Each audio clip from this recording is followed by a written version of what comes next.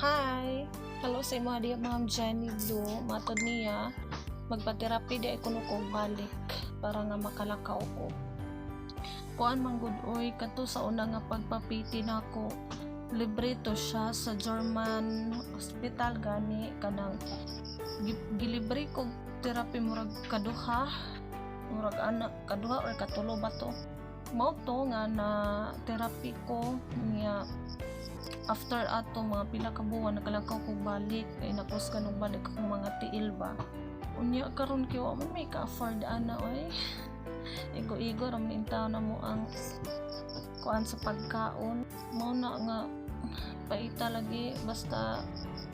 wa tay sapi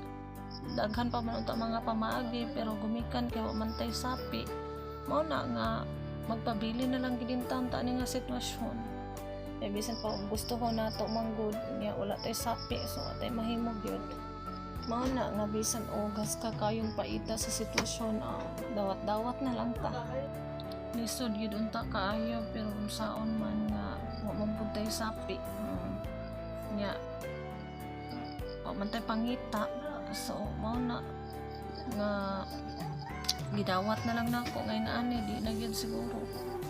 kay sa karon manggod mas nagka-grabe ba nga wala na gid siya mo function ako ang tiil mulihok siya pero kanang iyang kabubuton dili bitaw ako ang kabubuton nga mulihok mao na nga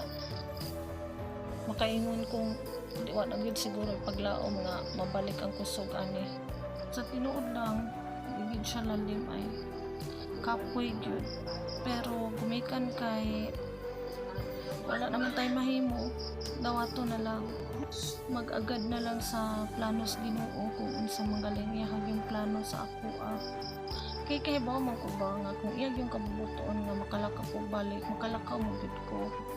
pero kung dili na gyud iya yung kabubuton nga dili na so dili na gyud kay sa mo pong sitwasyon nga ilabihan intong pobriha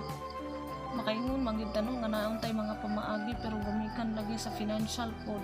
mo na nga di gyud na to mapugos pero kung si Lord na muliho katagaan ta niya og way hatagan ta niya og pamaagi ba so mabuhat man na pero sa karon nga wa pa tay mahimo gumikan sa financial